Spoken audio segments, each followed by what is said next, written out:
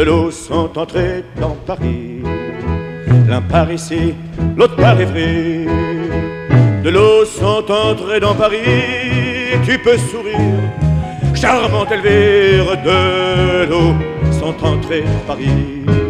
Je vis dans la partie francophone de la Suisse, donc à peu près à l'entrée du Valais, c'est-à-dire à l'entrée des montagnes. Là-bas, j'ai mon atelier depuis pas mal d'années. Je fais ce métier. J'ai une formation de sculpteur dans une école de beaux-arts.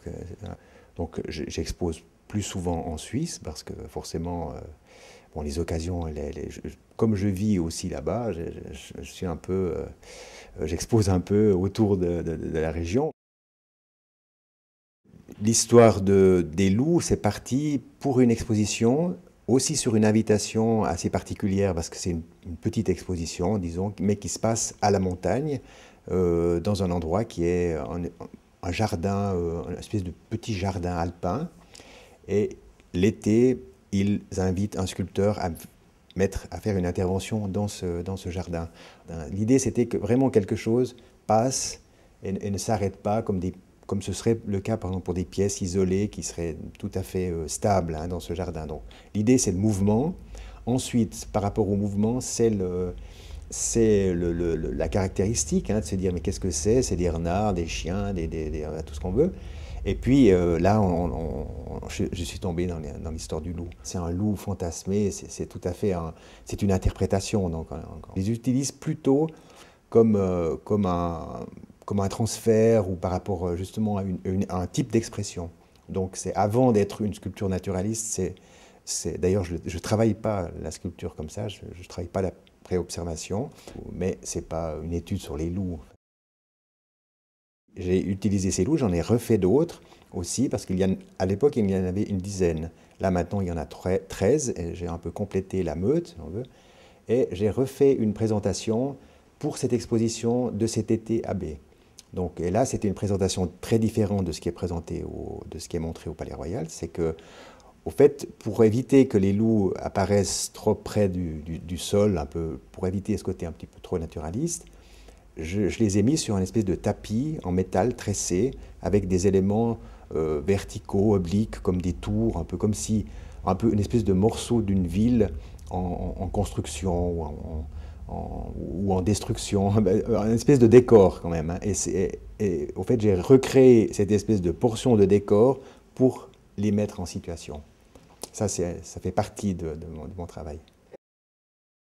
Entre ces deux choses, il y a la rencontre avec Pascal Thomas, on a des amis communs dans la région, donc il est venu à l'atelier, il est venu déjà 2-3 fois à l'atelier, donc voyant mon atelier, me voyant travailler dans un certain contexte.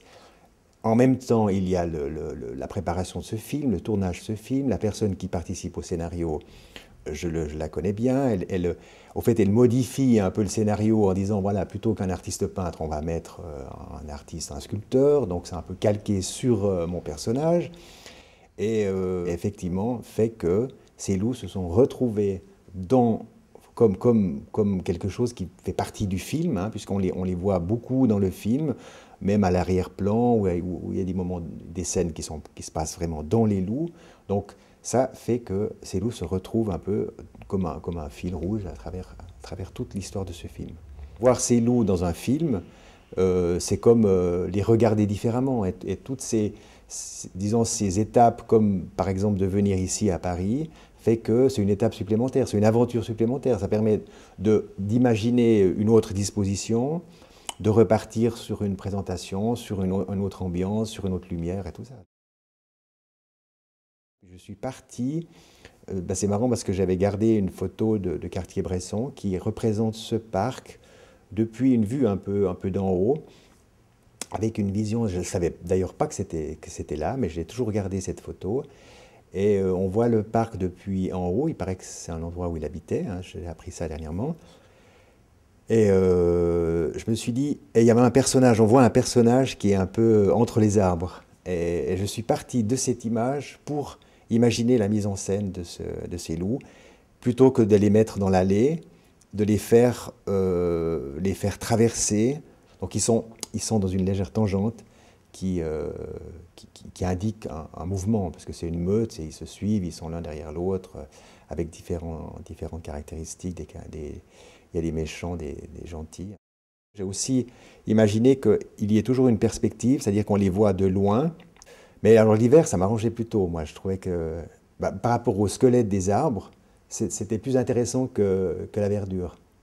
Donc il y avait ce côté qui répondait bien, que je trouvais plus intéressante. Mais ça accentue le côté un petit peu angoissant. Il y a en plus une symbolique là autour de l'invasion, de tout ce qui s'est passé ici. Hein, ça c'est évident, mais il y a cette symbolique pour moi, ça c'est sûr. Donc elle est là, mais elle est pas recherchée. Elle s'est présentée comme ça. Puis voilà. Bon, je suis très honoré forcément parce que je trouve que c'est une mise en valeur d'un travail. C'est toujours bon à prendre. Hein. Moi, je le cherche pas. J'ai pas des ambitions démesurées par rapport à ça, mais là, ça se présente comme ça, puis c'est très bien. Donc, c'est une étape dans une vie de mon travail aussi. Alors,